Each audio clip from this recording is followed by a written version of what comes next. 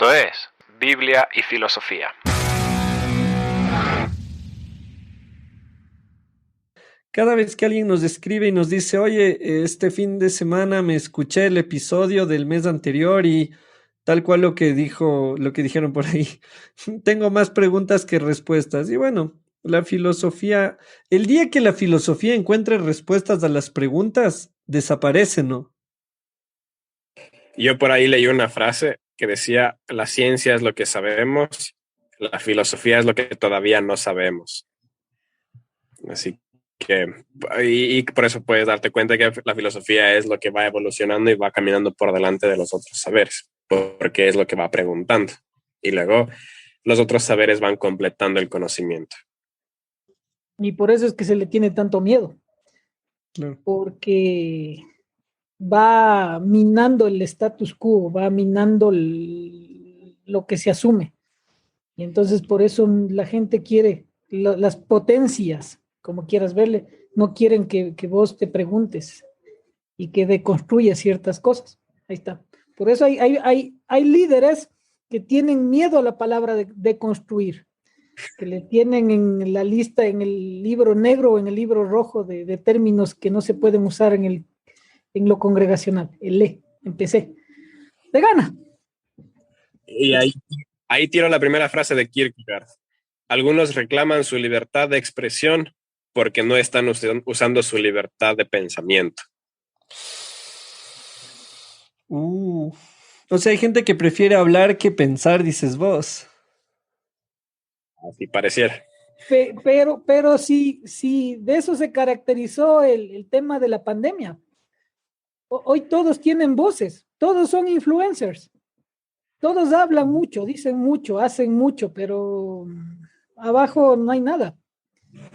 Y eso es tenaz, o sea, agarren el TikTok y entren al TikTok y vean qué es lo que hay ahí. O sea, es el vaciamiento que hablaba Bauman, pero a la N. O sea, no hay nada, no hay contenido, es solo mostrar partes nobles. O no sé, pero no existe nada. Esa es Algunos muestran las partes no tan nobles también, ¿no? pero no hay, al menos si ustedes han encontrado algo que tenga un poquito de contenido, hagan ver, porque en serio es un vaciamiento tenaz. Y lo loco es que te quedas ahí, bro, haciendo scrolling y scrolling y scrolling Claro. y scrolling y scrolling. De ¿Te das hecho, oye, cuenta? lo hablamos en uno de los episodios anteriores, em, el hecho de que antes te hacías famoso por tu talento, ahora te haces famoso por opinión. Antes, el que, digamos, si había un violinista virtuoso, o sea, virtuoso de los que te tocan una obra de Paganini, pero con excelencia, la partitura, todos los matices como se debe, antes te hacías famoso por eso. ¡Wow! El man, qué intérprete, qué nivel de perfección en la ejecución del instrumento de la obra. Ahora se hace famoso el que hace el video reaccionando al violinista famoso. Entonces el violinista está... Y el que se hace famoso es el brother que va haciendo pausa en Twitch y dice, ¿qué le pasa en la cara? ¿Qué tiene cemento? ¿Qué tiene ganas de ir al baño? Y se hace famoso, no el virtuoso. Se hace famoso, vos dijiste, Rommel, esa palabra, el hueco se hace famoso, el que está vacío se hace famoso, el que te lleva a hablar de nada es el que se hace famoso. Entonces, no habíamos planeado iniciar conversando de esto, pero dio el tema para mencionarlo. Pero va justo por eso, ¿viste? Porque ya no queremos pensar, que queremos ya el enlatado. Me voy a ir un ratito contra algunos líderes de fe. Van al Facebook, van al YouTube a buscar la prédica del domingo o el mensaje que tienen que darles a sus chicos en ese momento. Loco, es como darles de comer a los hijos todos los días, ese semana, salud, como darles de comer todos los días a los hijos atún, pues, bro. O sea, y esperar que se nutran bien. O sea, de nada eso. Pero bueno, volviendo al tema. No, este tema está más agradable que el que vamos a tratar hoy, porque hoy día vamos a hablar de algo que no gusta mucho y es, bueno, la persona de quien vamos a hablar, y como lo he dicho en otras ocasiones, es el padrino de bautizo del SAMU. No sé si ustedes de niños, quienes fuimos criados, aunque sea unos añitos en la religión católica, de pequeños uno recita el ángel de la guarda. Ángel de la guarda, mi dulce compañía, no me desampares ni de noche ni de día. Bueno, este brother es el ángel de la guarda del Samu. O sea, a todos nos habla el Espíritu Santo, en cambio al Samu le habla el fantasma de este man, que es Soren Kierkegaard. Hoy día vamos a hablar de Soren Kierkegaard, que es ya, para no decir él, digamos, uno de los padres del existencialismo. El existencialismo desde el aspecto religioso, desde la fe, no es algo que es muy bien recibido, porque el existencialismo habla de temas que no gustan, como la muerte, como las cosas tal cual son, mientras nosotros a veces decimos, y lo hablamos en el episodio de el vivir entre el absurdo y la trascendencia, cuando decimos, ay, pero ¿será que esto tiene un propósito? ¿Qué será lo que Dios quiere con esto? Es que Dios me está guiando hacia acá. El existencialista te dice, esto pasó porque la vida es así.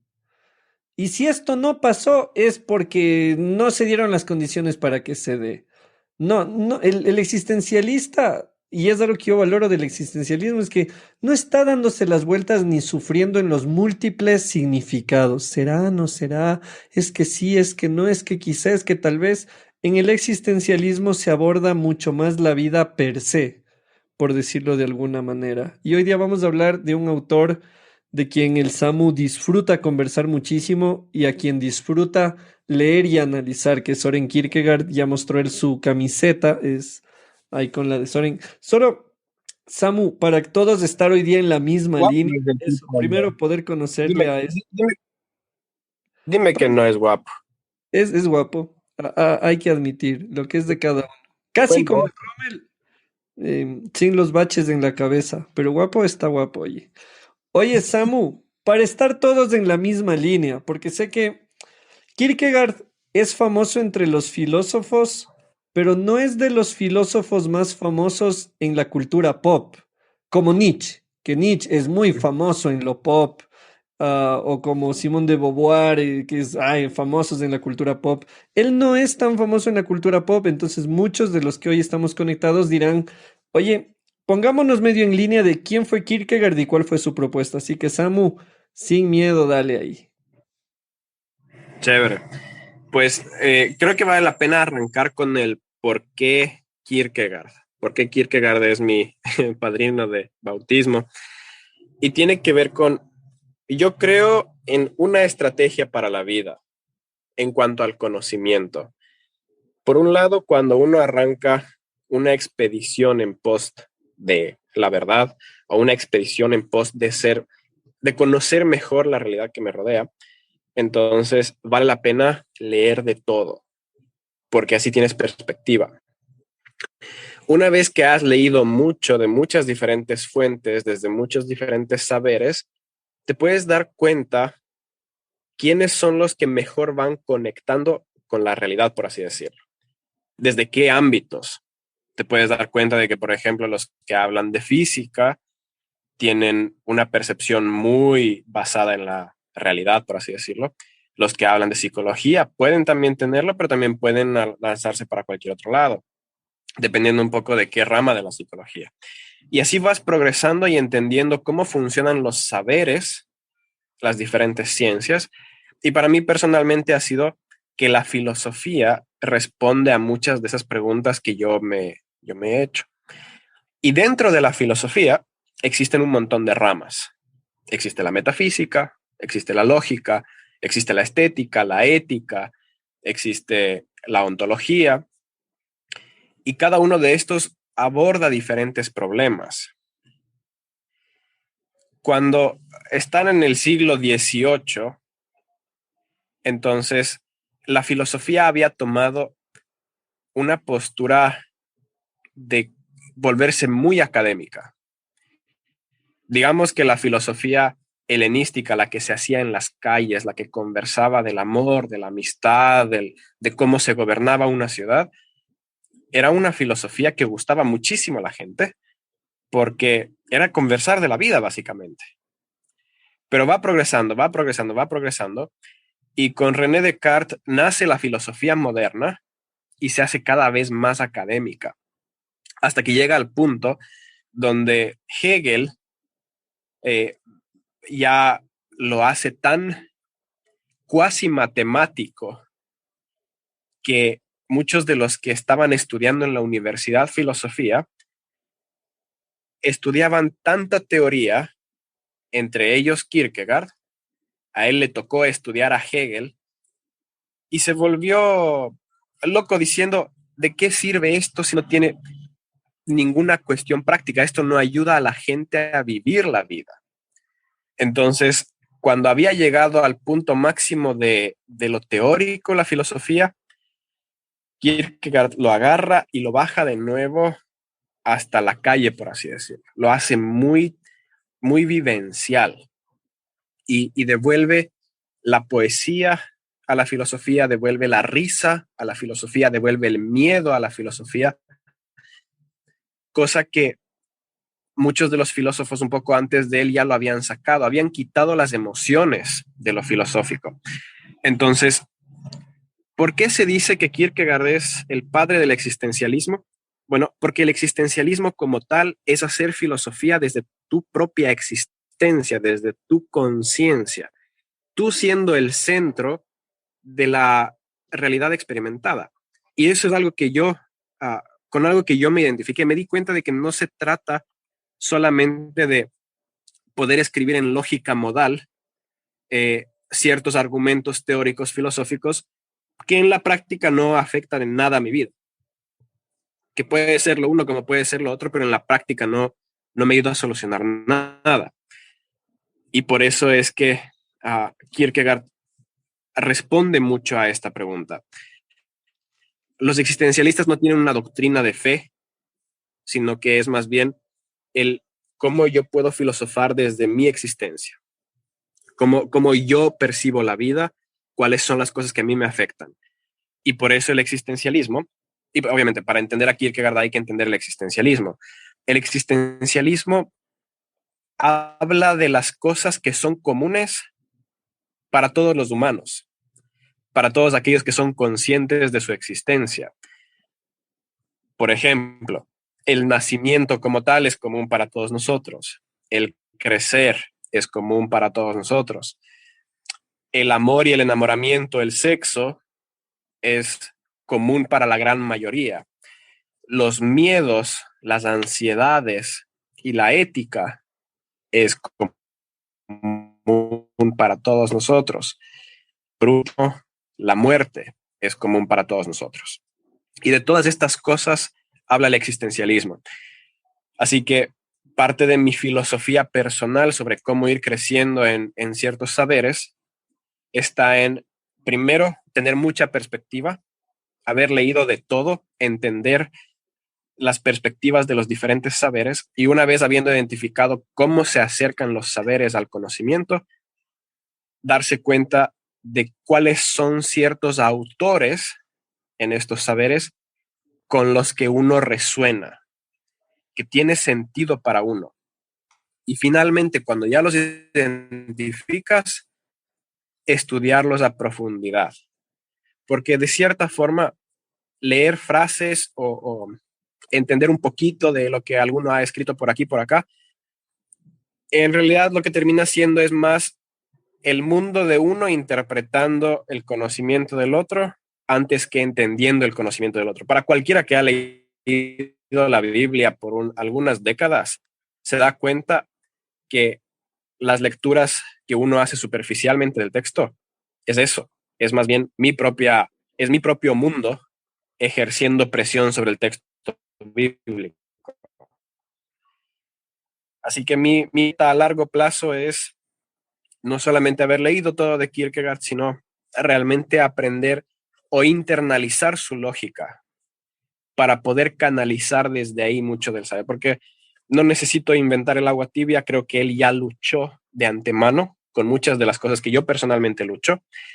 ¿Y por qué específicamente Kierkegaard? Bueno, porque de la misma forma como él, yo también soy hijo de una familia cristiana y también he vivido esta lucha de la religión versus la fe, que fue algo que marcó muchísimo a Soren personalmente, y desde ahí hace su filosofía, cosa que para mí es básicamente lo mismo que yo experimento. Entonces, leerlo a él es identificarme a nivel emocional con quién es él y desde ahí procurar construir conocimiento, construir filosofía.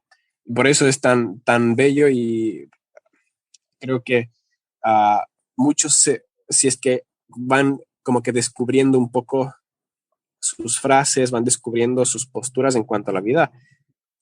Creo que Kierkegaard se puede convertir en uno de esos amigos que te acompañan en los momentos más oscuros de la vida, porque sientes que te entiende. Y por eso es bella la filosofía, en especial cuando está escrito con linda prosa como lo hace Soren. Muy bien. Algo clave, Samu, dentro de todo lo que mencionaste, ojo, para quienes lo están escuchando y están siguiendo y dicen, man, todo esto yo quisiera escucharlo de nuevo. Recuerda que esto queda grabado en Facebook y también pasa a nuestro canal en Spotify, en Google Podcast y en Apple Podcast, donde puedes volver a escuchar. Y esto es Biblia y Filosofía y curiosamente, Samu y Rommel, el tema de hoy tiene un libro entero en la Biblia.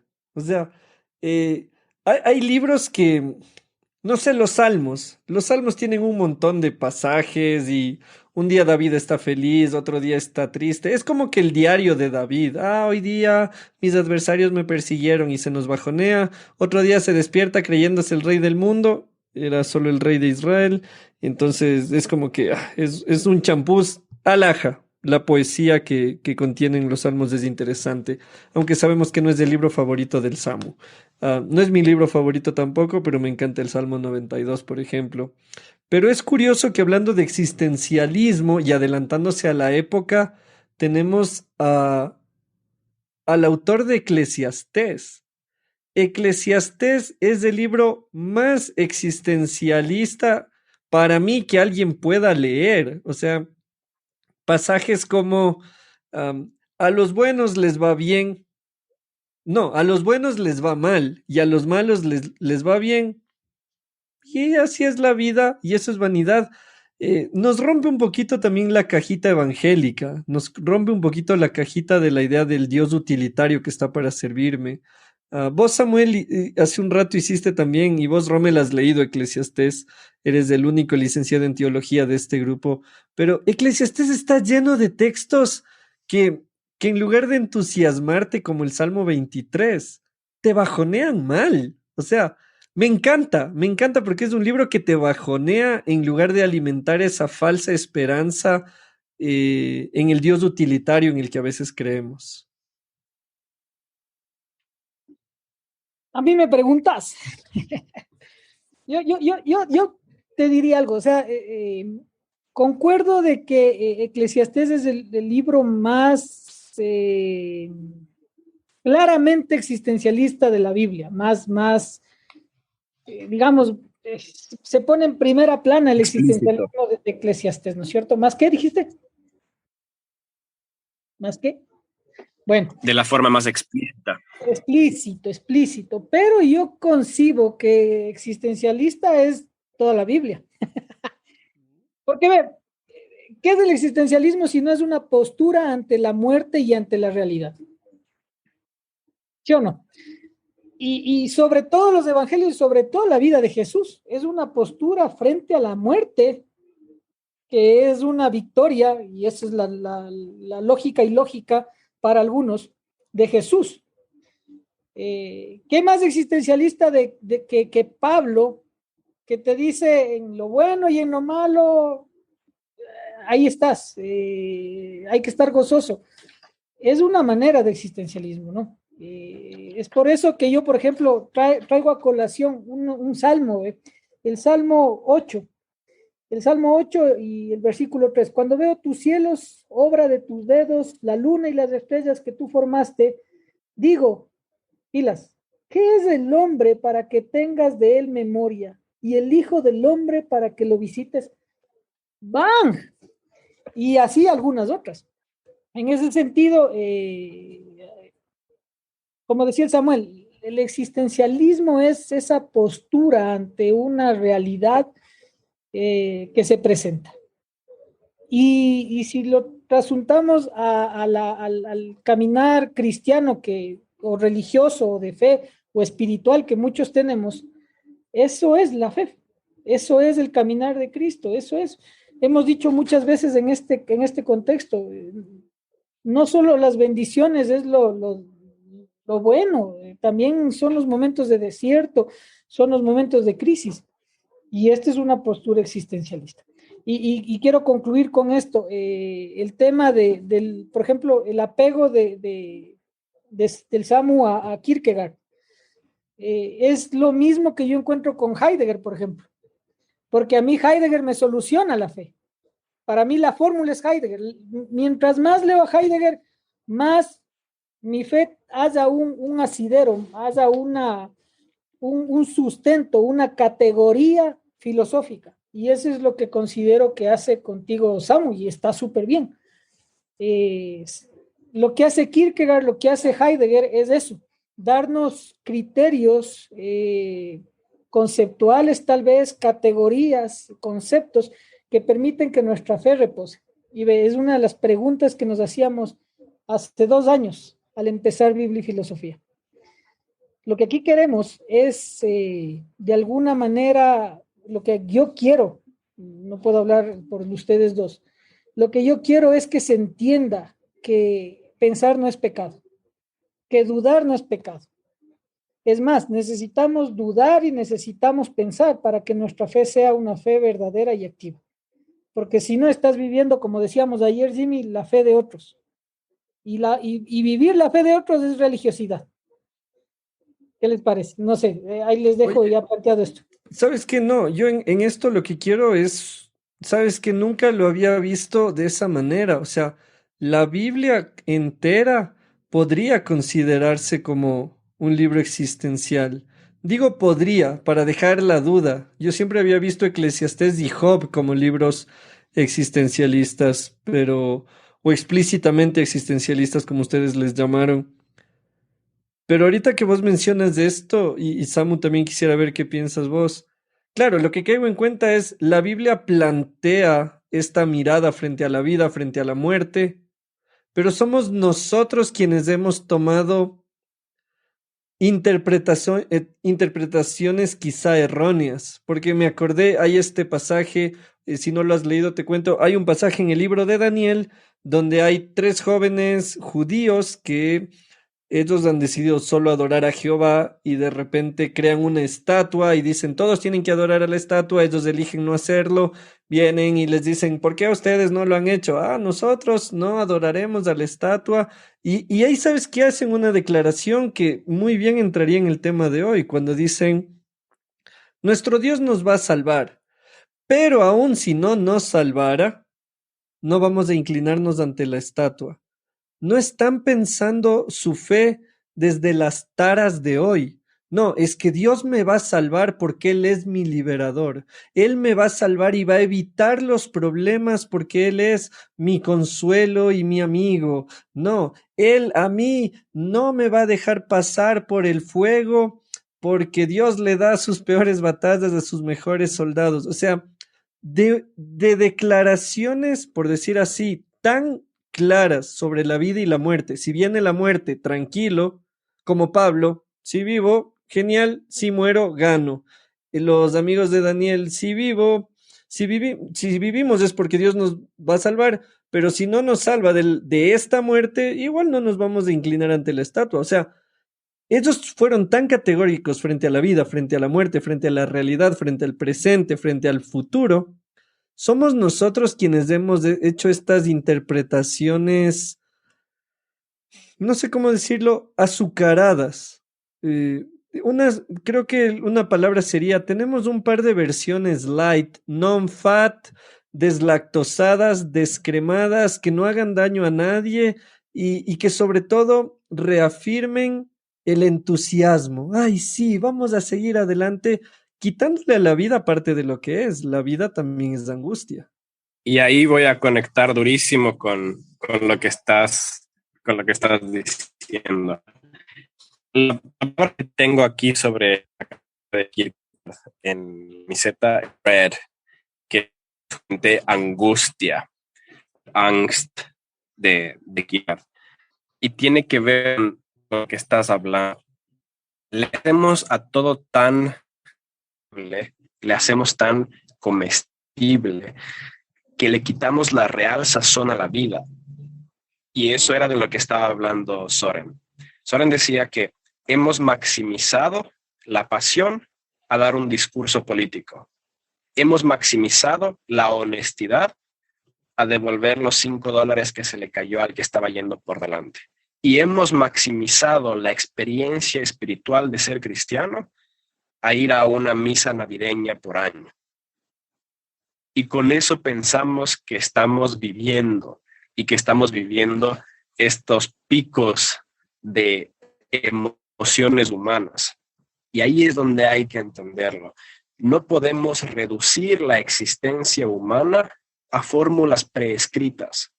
No podemos reducir la experiencia humana a una receta de laboratorio y por ende tampoco podemos reducir, como quien dice, la cima de la experiencia humana, que es la comunión espiritual con Dios, a algo que solamente sigue ritos y tradiciones religiosas. Sería gravísimo. Entonces, para entender esto del existencialismo, alguno estará preguntando, chuta, sí, el existencialismo, pero ¿qué mismo es? Entonces, quizás para que tenga una, aunque sea reduccionista, pero para que pueda servir un poco para seguir la conversación, el existencialista tiene una conciencia máxima. El existencialista tiene una conciencia máxima de que su vida es decisión tras decisión, tras decisión, tras decisión. O sea, vivir es decidir. Vivir es tener opciones delante y tener que tomar decisiones.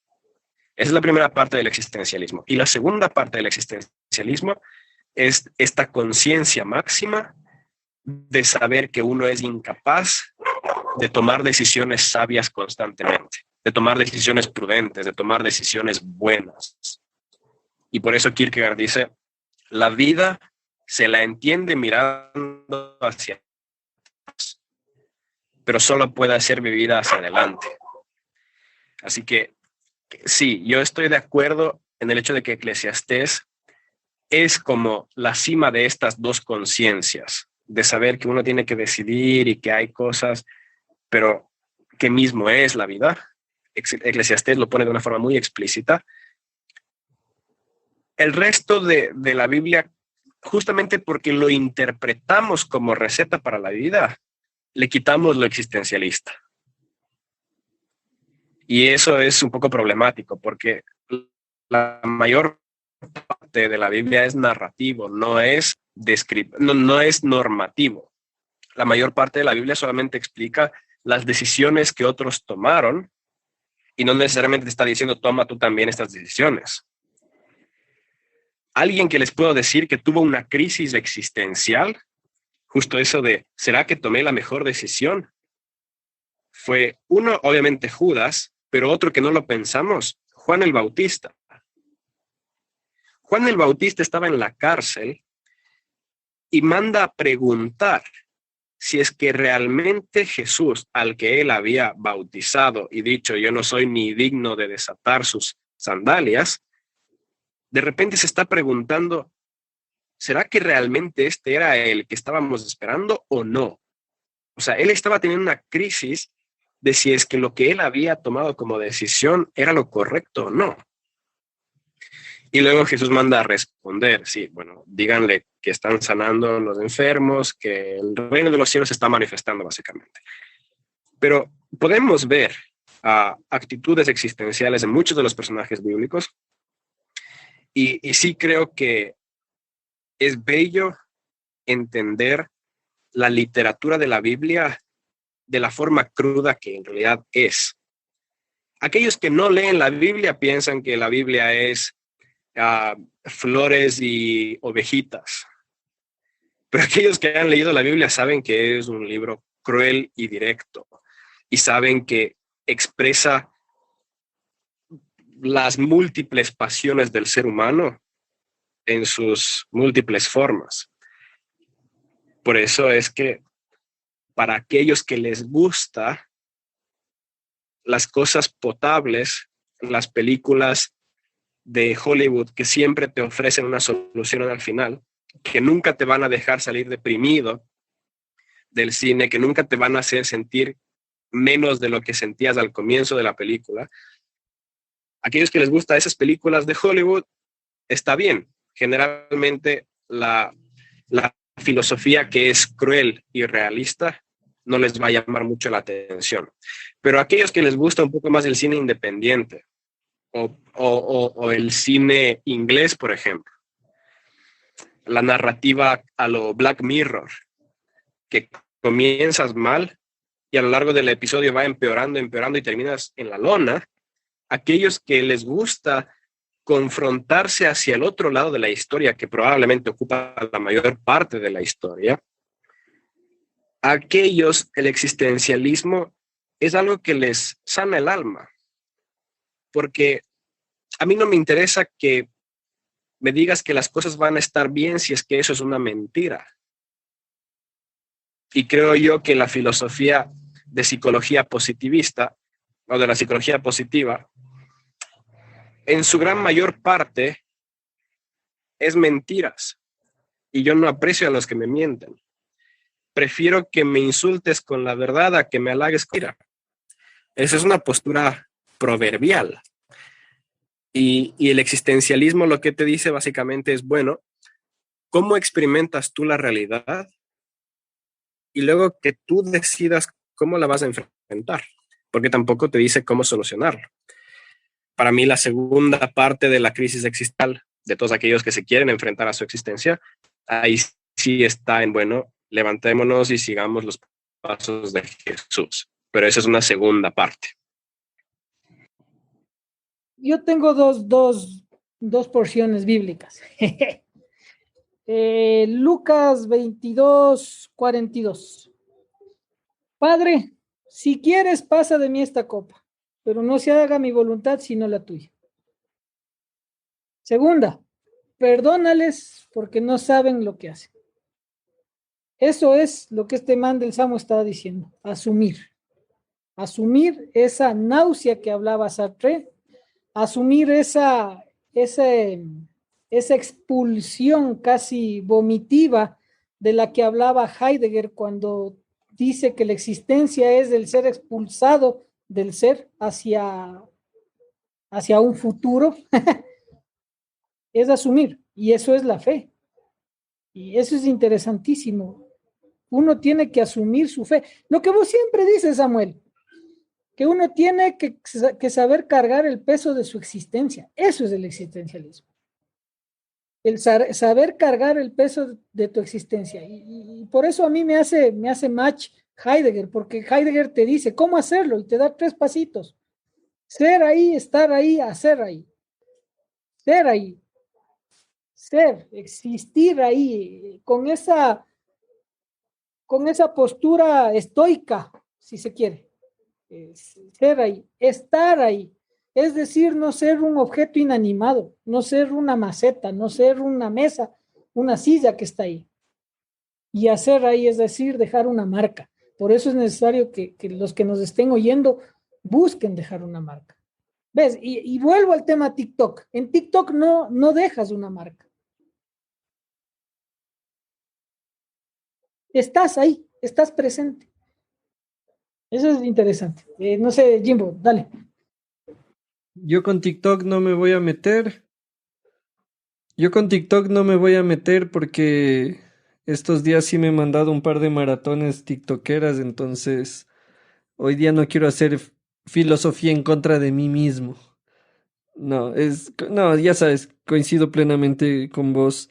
Am, Creo que uno de los desafíos en cuanto a vivir la fe y entender el existencialismo para quien por primera vez considera el existencialismo como algo a leer, ni siquiera a lanzarte como en una piscina. Sí, o sea, quien por primera vez considera y dice, híjole, no lo había visto de esta manera, hay que entender que es un proceso también, porque lo conversamos en el episodio de noviembre. De hecho, creo que yo te recomendaría, después de esta conversación, busque en nuestro Spotify el episodio Vivir entre el absurdo y la trascendencia, porque hablábamos del absurdismo en el cual nada tiene sentido y el tema de la trascendencia en el que todo tiene sentido y todo tiene un propósito, y si hoy día te caíste en las gradas de tu casa, dices, esos 5 segundos de rodarme las gradas quizá me salvaron de un accidente 2 horas después,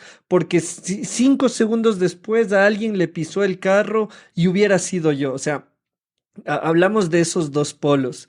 En el tema del existencialismo, para quien por primera vez lo considera, creo que uno de los desafíos que pueden ser, porque no sé, Samu, por ejemplo, si vos el existencialismo lo consideraste hace muchos años o ya más en tu vida de joven, camino al joven adulto. En mi caso, viene a ser en mis 20, 30, en el proceso entre los 20 y los 30, que yo empiezo a pensar, no todo necesariamente tiene un sentido, no todo lo que me sucede necesariamente es para librarme de algo, a veces es la consecuencia de mis errores.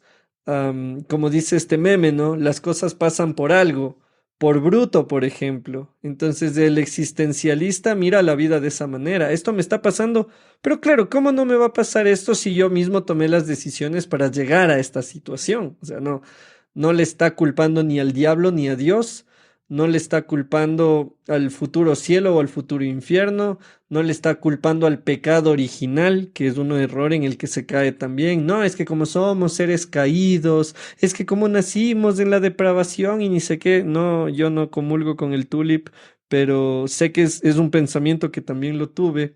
Pasar de eso, de responsabilizar a todo el mundo, pasar de todo tiene una razón a probablemente no todo tiene una razón.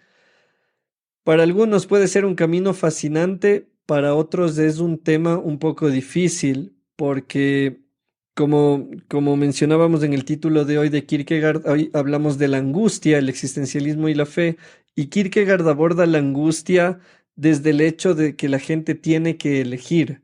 Y el Samu me pidió que hoy día yo cuente un testimonio, así como en iglesita noventera, que acababan las canciones y te decían, bueno, hermano, ahora cuente un testimonio.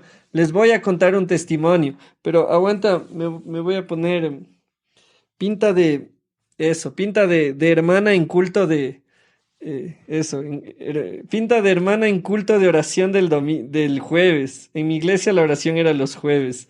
Entonces, esperen, ahí, listo. Bueno, les voy a contar lo siguiente. Hace algunos meses estábamos conversando con el Samu de que nosotros los ecuatorianos no sabemos invertir nuestro dinero, en el sentido de que lo invertimos en cosas que no usamos y no invertimos en cosas que sí usamos.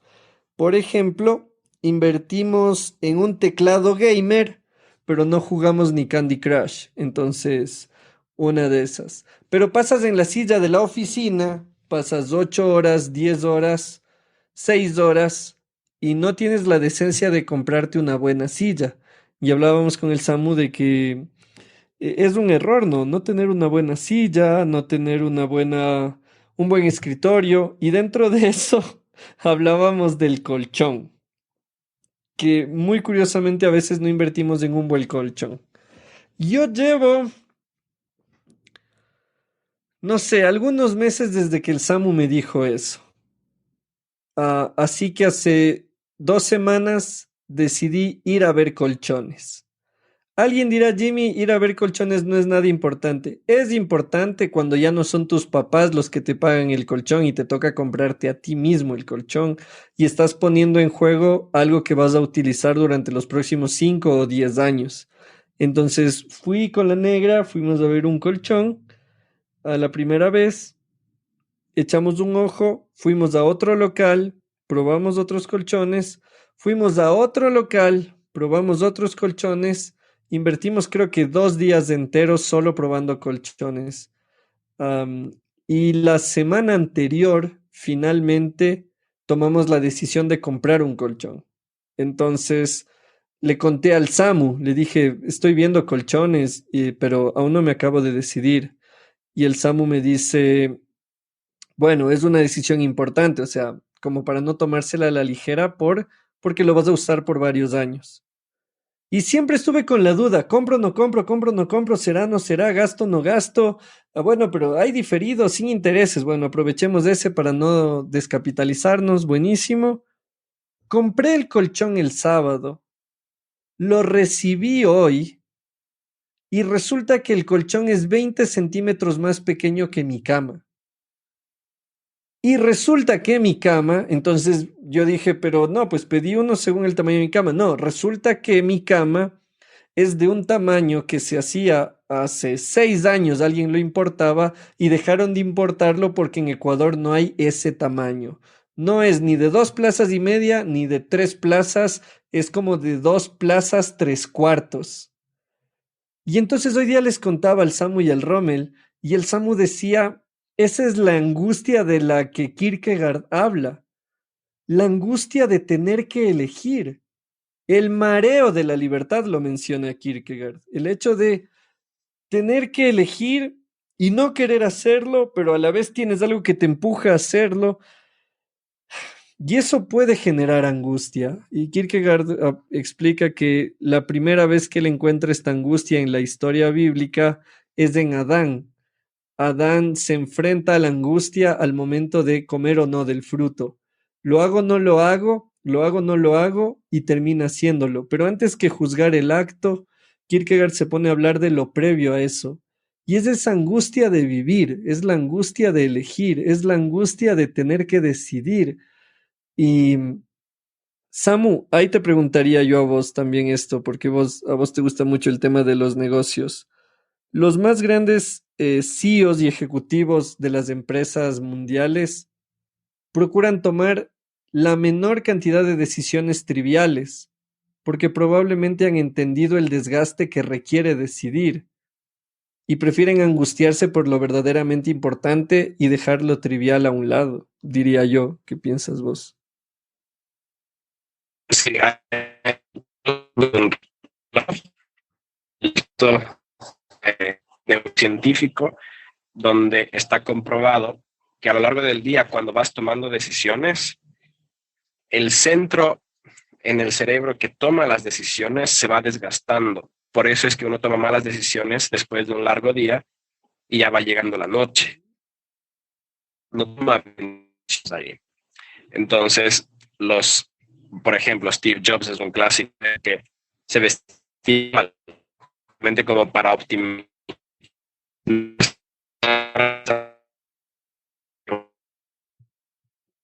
triviales por lado para dejar solo. Se te está yendo la señal, Samu. Está en existencialismo tu conexión. Ya, no sé. No sé si. Un aporte hasta que el Samu Dale, dale, Rommel. Y también, Samu, ¿puedes probarle sin video? Porque sí, así sí. no te vemos la cara. Vos estás bajado el volumen, Jim. Ah, no, lo que iba a decir es que dale, Rommel, con el aporte. Mientras tanto, a ver si el Samu le apaga el video. No tanto por la calidad de la transmisión, sino para no verle la cara. Entonces, eso me ayuda full. Dale, Rommel. Ahí nos quitas unos 2 likes, unos 2 seguidores. Bueno, el asunto era que creo que uno de los puntos de asumir el existencialismo es evitar lo trivial. Aunque ya Benedetti decía que las cosas más triviales se vuelven fundamentales, ¿no? Pero creo que va por ahí. Muchas personas que se dan de filósofos, se dan de pensadores, lo único que son es, ¿qué te puedo decir? Malabaristas de la trivialidad. Eh, Melolicos, buscan preguntas difíciles para darse a como que aires de filósofos, ¿no? O sea, y muchas veces nos encontramos con personas así, y que utilizan la retórica como algo profundo, pero no va más Los allá. famosos sofistas. Exacto, exacto, ahí está, ves la palabra técnica que no recordaba. Y con esto te dejo. Entonces, el existencialista lo que trata de omitir es la trivialidad y ve a la vida como una trivialidad. Ahora, Exacto. verás, yo te planteo una cosa, Samu querido. Por ejemplo, se ha hablado tanto de la camiseta de Mark Zuckerberg, ¿no es cierto? Que el pana solo usa esas camisetas azules y una chompa, pero esa camiseta cuesta $400. ¿Y por qué? Porque tiene acá atrás el estampado, no adelante como los amigos, no como nosotros aquí, sino adentro, porque solo él se ve la nota. O sea, que si le ven a Mark Zuckerberg viéndose adentro de la camiseta, no es que está oliéndose si tiene o no tiene desodorante, sino que está viéndose el logo que tiene por dentro. Bueno, va un poquito en contra de esto, ¿no? Steve Jobs utilizaba esas camisetas, pero se decía, no sé, que eran de hilo de Egipto y ni sé qué, ni sé cuánto, y por ahí vamos viendo también ese tema, ¿no? Pero pienso, volviendo a la conjetura que dice, que el existencialista lo que hace es evitar la trivialidad porque la existencia misma es una trivialidad para él. Dale, Samuelito, ahorita ya se te ve y se te escucha bien. Ya, nada, estaba explicando igual el caso de Steve Jobs sobre cómo él evitaba desgastarse en cuanto a toma de decisiones cuando ya tenía todo lo básico, todo lo trivial elegido. Entonces le quedaba poder cerebral como para tomar buenas decisiones a lo largo del día, que sí importaban, o al menos que a él le importaban. Y otra situación en la toma de decisiones es, por ejemplo, lo que hace Jeff Bezos. Bezos dice que no se trata tanto de cuántas decisiones se tome al día, y esto es una jalada de orejas para todos aquellos que piensan que hacer dinero es trabajar duro. No se trata de trabajar duro, se trata de trabajar inteligente. Uh, muchos podrían pensar de que, bueno, Jeff Bezos tiene que tomar 3,000 decisiones al día y mandar 3,000 órdenes a sus empleados cada día. Y él dice, no, ¿para qué? Mientras yo tome 2 o 3 buenas decisiones en un día, ya está. Porque cuando tienes el poder, cuando tienes la capacidad de transformar la realidad del calibre que tiene Jeff Bezos, que es, no sé si hoy estará en segundo o tercero más rico del mundo, el dueño de Amazon, cuando tomas decisiones en esas posiciones, afectas muchísimo. Y no se trata solamente de hacer mucho, se trata de que sea importante. Y creo que en esencia el existencialismo también se reduce un poco a eso. En decidir sobre tu vida qué es lo que vale, a qué le vas a dar importancia. Hay algunos que comienzan el camino del existencialismo preguntándose, bueno, ¿para qué sirve todo esto? ¿Cuál es mi propósito? ¿Será que realmente todo esto tiene algún sentido o no? Y luego se degeneran hacia el nihilismo o se degeneran hacia el absurdismo. Pero también se puede crecer hacia otros lados que personalmente yo creo que va tanto hacia el cristianismo como hacia el cargar con el peso de tu existencia. El existencialismo por sí mismo no es moral, no empuja en un lado o al otro, es solamente el que seas consciente de que eres una criatura que existe y que por ende tiene que tomar decisiones. ¿Cómo vas a tomar las decisiones? Y que esa toma de decisiones causa dolor.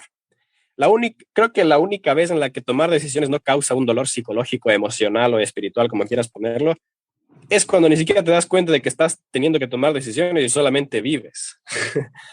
cuando no estás consciente de esa existencia activa. Y que sucede mucho también. Y sobre todo son en asuntos fisiológicos.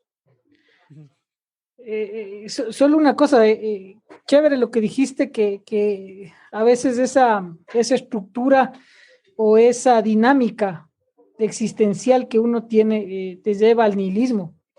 Y ojo que se ha malinterpretado. Se cree que el nihilismo es un sinónimo de ateísmo, cosas por el estilo. Existe nihilismo cristiano. Eh, entonces, tratemos de concebir por lo menos la terminología eh, como algo que no radica en dos polos opuestos, o eres cristiano o no eres cristiano, sino que puedes existir con esa postura ante la vida, para ponerlo de alguna manera, dentro de estas corrientes, ¿no? Es como decir que ser estoico no es cristiano. ¿Qué piensas vos? Cuando uno se enfrenta seriamente hacia su existencia y se da cuenta que necesita herramientas y principios para tomar decisiones más inteligentes, uno personalmente cae en el estoicismo, porque los estoicos son aquellos que en medio del dolor y la lucha y el sufrimiento pretenden tomar decisiones racionales, uh, en pos de la virtud, en pos de la justicia, en pos del coraje, en pos de la ecuanimidad. Y obvio que quiero ser una persona así, porque si ya voy a vivir, si ya voy a existir, entonces mejor decido existir como aquellos que saben que la realidad y la existencia no es sencilla y que han buscado permanecer dentro de la virtud siempre. Y yo veo en Jesús a un estoico por excelencia, y no solamente un estoico, sino alguien que lo lleva a un nivel muy superior. No solamente tolerar y resistir el dolor del mundo, sino en medio del dolor dar amor, dar misericordia, dar compasión. O sea, es dominar el dolor que hacen los estoicos y luego revertirlo y sanar al mundo. O sea, es un nivel, o sea, realmente el cristianismo es el nivel más difícil de vida que puede existir, porque es muy realista, asume de frente el dolor del mundo y luego no solamente que espera que lo toleres, sino que seas bueno cuando el mundo es malo contigo. Tan sencillo como eso. Y por eso hay que ir poniendo peldaños ahí para poder llegar a eso, porque no es solo cuestión de decidir ser cristiano y seguir a Cristo para nada. O sea, ahí es donde Kierkegaard y su frustración con la cristiandad, no con el cristianismo. Espero que no haya mucho ruido de fondo. Donde la frustración de Kierkegaard sale con esta forma religiosa de vivir el cristianismo y dice, ¿cómo es que ustedes reducen esta teología que es tan sublime, este estilo de vida que es tan glorioso, que es como la respuesta máxima que la humanidad puede darle a esta existencia miserable? ¿Cómo lo reducen ustedes a estas tradiciones y ritos religiosos? Porque el cristianismo no es una doctrina a ser enseñada, sino una vida a ser vivida. Y ahí es donde le mete toda la pasión de un filósofo poeta. Le mete el corazón de alguien que ha sentido todas las emociones humanas y muestra cómo la teología más sublime es también la más sencilla. Y ahí regresamos a lo trivial de que hablaba Rommel. Muchas veces tan básico termina siendo lo más glorioso, porque los seres humanos no fuimos hechos necesariamente para la complejidad. Fuimos hechos para entender y crecer en lo sencillo. Por eso es que una de las principales virtudes, si no la virtud de Jesús, era la humildad. Es imposible crecer en virtudes cuando no se es humilde. Hay una frase brutal que me rompió la cabeza el otro día, y es que la madre de todas las virtudes es la humildad, porque aquel que tiene virtudes pero no es humilde, solamente tiene esas otras virtudes por apariencia. Y eso es denso, eso es muy denso. ¿Sabes qué? Ya no sé qué más decir. Chévere lo que dices y hace conexión al diálogo que tuvimos, creo que fue por febrero del año pasado con respecto al amor. Creo que fue en el amor, pornocracia y algo así. y otras hierbas. Y en verdad, los que somos existencialistas de alguna manera, a veces se nos ve feo, porque no somos románticos melosos. Y cuando te digo esto, le tengo a la Fer aquí al lado mío, le estoy tocando, ve. No, no les voy a decir que le estoy tocando, pero le estoy tocando. Y entonces es un punto porque el romanticismo es ese vaciamiento, esas formas feas que existen alrededor de un sentimiento. Y el existencialista, y voy a tomar unas palabras que lo dije hace años, el existencialista encuentra más sentido en regalar un arroz chino a su pareja que darle flores o una serenata. No digo que esté mal, hay estéticas y hay estéticas, gustos y estéticas. Pero viste, el existencialista va hacia la concreción del ser, hacia la necesidad del ser, y raya en lo fisiológico, verás, como vos dices, Samuel. Es decir, que el existencialista a lo mejor siente más regalándote algo que necesitas fisiológicamente a algo que es banal. O sea, por ejemplo, el que te regala un rollo de papel higiénico cuando te sientes mal del estómago. Como mi mamá. ¿Qué pasó con... cuenta eso. Ya se quedó. No, te decía hasta que el Samuel vuelva. Como, dale, Samu, dale. como mi mamá, que el primer regalo que le dio a mi papá. Este va, nos está dejando con expectativa. Era chumado, ¿no? Sí, que mi mamá, el primer regalo que le dio a mi papá por su cumpleaños o por San Valentín, no recuerdo, le dio un cuello ortopédico y un botiquín de primeros auxilios. Mi papá no se había lastimado, mi papá no había tenido ningún accidente, no se había roto el cuello, solo le dio por si acaso. Claro, eso te digo, ¿viste? Es eso, porque el pensador existencialista va hacia, no me queda, hacia la concreción del ser. Y como te decía, para cerrar el chiste, ¿no? El que te regala un rollo de papel higiénico cuando estás con dolor de estómago, con ese es. Porque él está pensando en quién eres, no en las formas que habitan alrededor tuyo. ¿Sí o no? Eso nomás. Sí. Mega de acuerdo, pero así, mega de acuerdo. Quizás porque es la versión que a mí me conviene que a las chicas les guste, ¿no? No la versión romántica, porque esos hay varios, eso es fácil. Sí, es verdad. Yo también me sumo en eso. Así que, gente, sugerencias breves, échenle un ojo en internet a Kierkegaard. Sé que el nombre puede ser complicado, pero está escrito en nuestro arte. Solo ponen Soren con S, Soren Kierkegaard, y solo ponen Soren Ki y ya les va a salir el nombre completo. Échenle un ojo.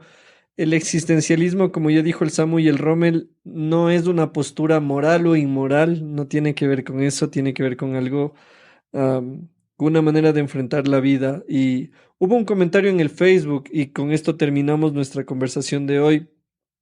Gaby nos preguntaba, pero ¿y qué se haría con o sea, cómo asumes o cómo afrontas cosas que te suceden en la vida, pero que tú no te las buscaste, sino que las provocaron otros? Y para eso, lo primero que pensé fue en el libro de Hechos.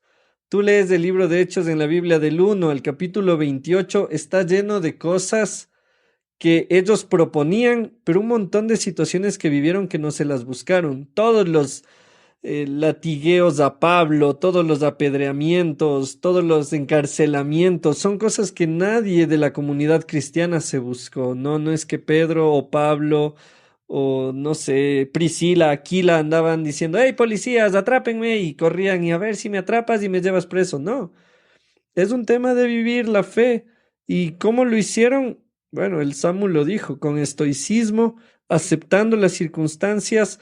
Pablo lo lleva a explicaciones, a síntesis tan claras como, si vivo es por Cristo, pero si me muero gano. O sea, ¿Cómo hacer con situaciones que otros nos provocan? Bueno, ahí es donde entra el tema en el que el existencialismo no va a entrar en el, ay, pero deberías, es que ni sé qué, romantizando el dolor o la tristeza o lo que te haya sucedido, sino, listo. Lo que te pasó, sí, pero me lo provocó otro, sí, te lo provocó otro y fue un error del otro, pero de aquí en adelante es tu responsabilidad, ¿qué vas a hacer con eso? De aquí en adelante es tu decisión. Y Samu, para terminar, había una frase que vos dijiste de Kierkegaard que es sobre el pasado, el presente y el futuro, que me gustaría que la menciones porque tiene que ver también con esto. Yo, ya sabes, yo siempre te lanzo y digo, acuérdate de la frase, pero capaz yo le termino haciendo frase de Facebook, tipo, la vida, el futuro está compuesto de presente, y que es cierto, pero es muy reduccionista para lo que Kierkegaard hablaba del pasado, el presente y el futuro. Bueno, lamentablemente esta vez no recuerdo a cuál te haces referencia, pero No, sí puedo darles una la frase googlearé. que es hermoso y entender sobre la postura de por qué la fe es la que termina siendo la respuesta. O sea, ¿cuál es cuál es la respuesta a la pregunta existencial de Kierkegaard? Es la fe. ¿Y qué es la fe? Bueno, para Kierkegaard, la fe es perder la mente de uno para ganar a Dios. O sea, no hay forma racional de entender aquello que Dios nos ha puesto en esta vida. Esa es la respuesta de Kierkegaard. No hay forma racional. Pero la belleza de Kierkegaard es que él no espera que todo en esta vida sea racional, porque hay muchas más cosas también en la vida. Y entre esas, la fe de caminar hacia el futuro. Parte de tomar decisiones todo el tiempo es tener fe de que esa es la forma en la que tengo que avanzar. Y por eso es que tener fe en Dios no es algo racional, como lo dice él. Tener fe en Dios es perder tu mente. Es perder tu mente para ganar a Dios, tenerlo a Él de tu lado, por así decirlo. Así que con esa frase creo que termino yo. No, es poco, poco lo que se puede agregarle a Él. Sí, es verdad. No, la frase que vos dejas ahorita es cierto y para la gente que está curiosa con el tema del existencialismo, busquen en Google Salto de Fe Soren Kierkegaard o Salto de Fe Kierkegaard, que va a explicarles muchísimo más lo que el Samu acaba de mencionar. Y la frase que tú la mencionaste antes de iniciar es la de la vida solo puede ser comprendida mirando hacia atrás, pero ha de ser vivida mirando hacia adelante.